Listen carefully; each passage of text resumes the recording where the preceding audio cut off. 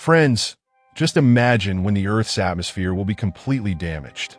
Human civilization was on the brink of extinction when advanced robots came to the rescue and helped us. However, no one had anticipated how frightening things would become. At the beginning of the story, we are shown a time when a lot of sunlight was falling on Earth. The solar flares were so intense that Earth's temperature had increased significantly. The balance of Earth's atmosphere had completely deteriorated, causing 50% of the population to perish. No one knew how to save human civilization. Then advanced robots took on the responsibility, using new technology to bring rain, which normalized Earth's temperature very quickly. The robots became highly advanced in a short time. Although these advanced robots had helped humans, within a few years, humans had started to dominate the robots again. Humans had completely forgotten that the robots had helped them, and now they use robots only for personal benefits, such as cooking, cleaning, and other tasks. Humans had become extremely cruel towards robots. Now we see a robot in a desolate place, repairing its broken parts. An inspector named Mike approaches the robot and gives it a reprimand. In fact, some rules have been established for these robots, such as they could not attack any living being, and they could not create copies of themselves. The robot seeks help from Mike, but he does not listen and immediately destroys the robot system. This shows how much cruelty humans are inflicting on robots. Next, we see an insurance agent named Jack, who worked for a private company. He handled claims related to robot ownership policies for customers who had purchased robots. Jack visited a customer who reported that a robot had killed their animals. Jack went to investigate and was about to drop a knife on his hand, but before the sharp knife could fall on Jack's hand, the robot caught it. Jack tells the customer that their company has designed the robots in such a way that they cannot attack any living being and will protest against any harm. Due to this reason, the customer's insurance claim is not approved. Jack then goes to the damaged robot that Mike had destroyed. After some investigation, Jack finds a nuclear battery inside the robot's body. However, this battery was not present during manufacturing, meaning it was added by someone. Jack quickly takes this report to his boss, where he informs them that someone is trying to control the robots using the nuclear battery. Jack's boss starts to believe him, but says they need complete evidence and promises a promotion if Jack succeeds. Therefore, Jack immediately sets out to gather more evidence. He goes to a factory where robots are processed. Jack sees that employees there discard and destroy defective robots by throwing them in different areas. When Jack asks the reason, they explain that if the robots are damaged, they must be destroyed so that no one can misuse their parts. Jack also observes some robots working there with very innocent and distressed expressions. One robot even becomes so frustrated that it harms itself. This experience makes Jack realize that robots do have feelings, even if they cannot express them outwardly. Jack then inquires about the nuclear battery with a researcher on site, who informs him that no human can place a nuclear battery inside a robot. It must be the work of an advanced robot. Jack goes to another location to investigate further and finds several nuclear batteries where the yellow robot was killed by Mike. He takes these batteries to Inspector Mike for questioning. They then visit a lady who might have some information about this matter. After meeting the lady, she introduces Jack and Mike to another robot that is repairing itself. This female robot is highly advanced.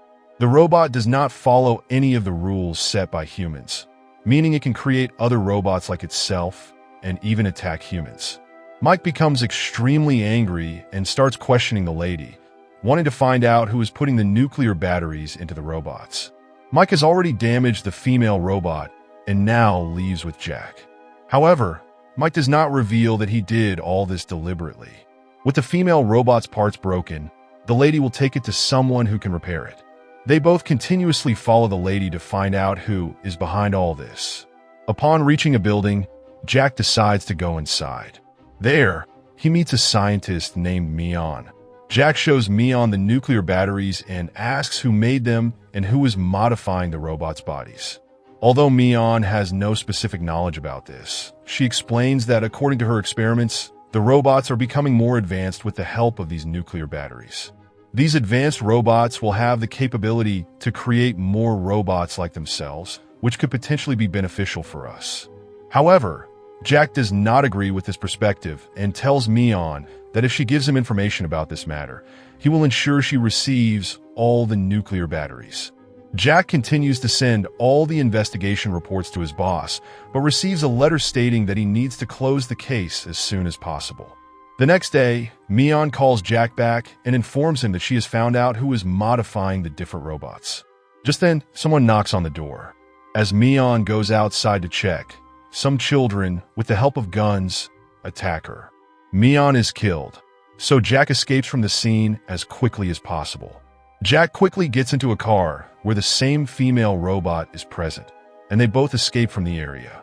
Although they have an accident on the way, the female robot helps Jack. After some time, when Jack regains consciousness, he sees that the female robot is repairing herself. There were 3 other robots with the lady robot who were taking Jack away from the city. However, Jack insisted that they needed to return to the city, but the robots did not want to go there. Jack then tried to head back to the city on his own, but his body became so weak that he lost consciousness. Surprisingly, the female robot took great care of Jack because these robots knew how to keep humans alive. She even put some live insects into Jack's mouth to help him stay nourished. The next day, Jack sent his location to his company's bus so that they could send help. Jack's boss informed Inspector Mike about this, and Mike quickly went to the location with his team. When Jack realized that help had arrived, he used a flare gun to signal the robots so that Mike could locate him. However, Jack had no idea that Mike was not coming to save him, but to retrieve the nuclear batteries from the robots. As soon as Mike arrived, he killed one of the robots completely. Mike had become so ruthless towards the robots that he kept killing them all. Jack couldn't see all this, and in his anger, fired the flare gun at Mike, causing Mike's painful death. However, Mike's accomplice had already escaped with all the nuclear batteries. Jack promised the remaining robots that he would ensure justice for them. But first, they needed to find a way to return to the city. The next morning, Jack found that only the female robot was present. She informed him that the Rocky robot had gone to find a way out of there. So, they both set out to move forward. While traveling, Jack reached a factory where he saw someone sitting. Jack immediately went over and removed the cloth covering the person, discovering that it was a blue robot. Jack went inside the factory for further investigation and saw many different robot parts scattered around. And there were also several robots present there. They were making the second robot, modifying the others to change their behavior. Jack knew that these robots were not a threat to humans. Therefore, he wanted to quickly return to the city to be with his pregnant wife. The blue robot stood quietly next to Jack and mentioned that when the Earth's environment was severely damaged, the robots had helped, but now humans only saw robots as slaves. The blue robot suggested that if that was the case, all robots should move to a radioactive area where humans could not survive. However, according to the blue robot, both humans and robots should coexist, as it would benefit both. Jack gave the blue robot a nuclear battery he had, and then began preparing to leave. The robots, with the help of the nuclear battery, created a new type of robot that resembled an animal. Once the nuclear battery was inserted, the robot activated and appeared very active. The robots also repaired a vehicle for Jack, which would help him get to the city. As Jack advanced a little further, he found his bus injured on the road. He was confused about what had happened when the bus informed him that a terrorist organization had kidnapped his wife and wanted to destroy all the robots. Meanwhile, the female robot reached the location where the terrorists were attacking all the robots. Jack arrived just in time to help the robots, but the number of terrorists was overwhelming, and he could not withstand them for long. Jack was severely injured and lay down in one place. As the terrorist leader aimed a gun at Jack, the advanced animal robot suddenly appeared and knocked the terrorist leader down, killing him. It seemed that even the small animal robot had the feeling of supporting the truth.